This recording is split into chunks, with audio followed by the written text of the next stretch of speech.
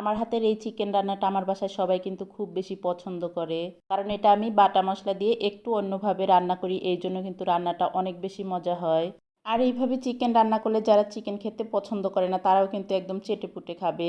তো চলুন রান্নাটা শুরু করি। যেহেতু আমি বাটা মশলা দিয়ে আজকে চিকেনটা রান্না করব, এর জন্য কিন্তু আমি বাটা মশলাটাই আগে প্রস্তুত করে নিব। এর জন্য দেখেন একটা বাটিতে আমি প্রয়োজন মতো শুকনো মরিচ নিয়ে নিয়েছি। মরিচটা কিন্তু যার যার স্বাদ অনুযায়ী নিতে পারেন। তারপর আমি এখানে কিছু আস্ত ধনিয়া দিয়ে দিচ্ছি। এখন দিয়ে দিচ্ছি এখানে হাফ চামচের মতো গোলমরিচ, আর 6-7টার মতো দিয়ে দিচ্ছি এলাচ, সবুজ এলাচ আর কি। তারপর দিয়ে দিচ্ছি 2-3 টুকরো দারুচিনি, দারুচিনিগুলো একটু ভেঙে ভেঙে দিচ্ছি। আর সামান্য একটু জয়ত্রীর পাপড়ি দিয়ে দিচ্ছি। জয়ত্রীর পাপড়িটা দিলে না অনেক সুন্দর একটা ফ্লেভার আসে মাংস থেকে। এখন এই সবগুলো গোটা মশলার মধ্যে কিছুটা পানি দিয়ে দিব, কিছুক্ষণ এই পানিতেই ভিজিয়ে রাখবো, তাহলে কিন্তু বাটাটা খুব তাড়াতাড়ি হয়ে যাবে। তারপরে তো পানি থেকে ছেঁকে তুলে নিয়ে আমি শিলপাটাতে মশলাটা বেটে নিব। তাইলে কিন্তু এটা ব্লেন্ডারে দেওয়া যাবে, কিন্তু শিলপাটাতে বাটা মশলা রান্নার টেস্টই কিন্তু অন্যরকম হয়। আর এই মশলাটা কিন্তু একদম মিহি করে না বাটলেও চলবে। তো দেখেন আমি এভাবে বেটে মশলাটা কিন্তু তুলে নিচ্ছি একটা বাটিতে।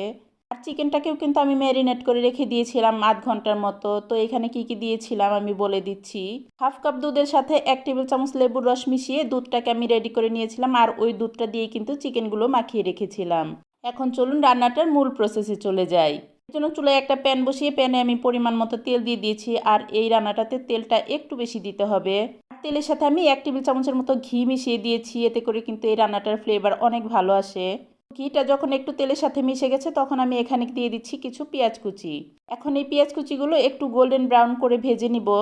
যখন এই পেঁয়াজগুলো একটু ব্রাউন হয়ে আসছে তখন ওই যে দুধ দিয়ে ম্যারিনেট করা যে চিকেনটা রেখেছিলাম ওই চিকেনটা এখানে দিয়ে দিচ্ছি।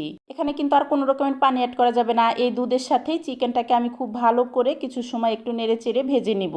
তো চিকেনটা কিন্তু ভালোভাবে ভেজে নিয়েছি। এখন আমি ওই যে বেটে রেখেছিলাম মশলাটা, আর এটার সাথে 1 টেবিল চামচের মতো আদা বাটা, 1 টেবিল চামচের মতো রসুন বাটা মিশিয়ে এখানে দিয়ে দিচ্ছি। এখন এই মশলাগুলোর সাথেও ভালো করে একটু নেড়ে চেড়ে নিব। আর এখানে কিন্তু আমি হলুদের গুঁড়োও দিয়েছিলাম, সেটা স্কিপ হয়ে গেছে। তারপরে এই তো বাটা মশলার সাথেও চিকেনটাকে আমি খুব ভালো করে একটু বেশি সময় নিয়ে কিন্তু এটা কষিয়ে নিয়েছি। আর এই চিকেন রান্নার ক্ষেত্রে একটু বেশি সময় ধরে কষিয়ে নিতে হবে, তাহলে ঝোলের পানিটা কম দিতে হবে, এতে করে চিকেনটা কিন্তু খেতে বেশি মজা হবে। দেখতেই পাচ্ছেন চিকেনটা কিন্তু প্রায় আমি কষানোতেই সেদ্ধ করে ফেলেছি। আর এই তো অল্প পরিমাণে ঝোলের পানি দিয়ে দিচ্ছি, প্রায় 1.5 কাপের মতো পানি দিয়েছি এখানে আমি।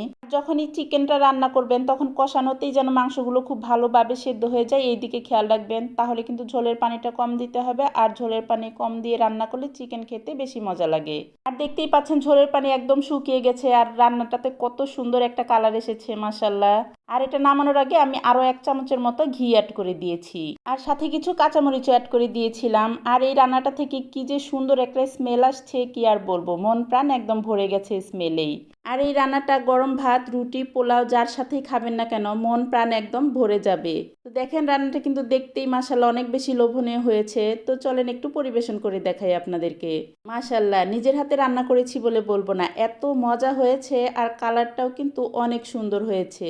তো আমার রেসিপিটা কেমন লাগলো কমেন্টে জানাবেন।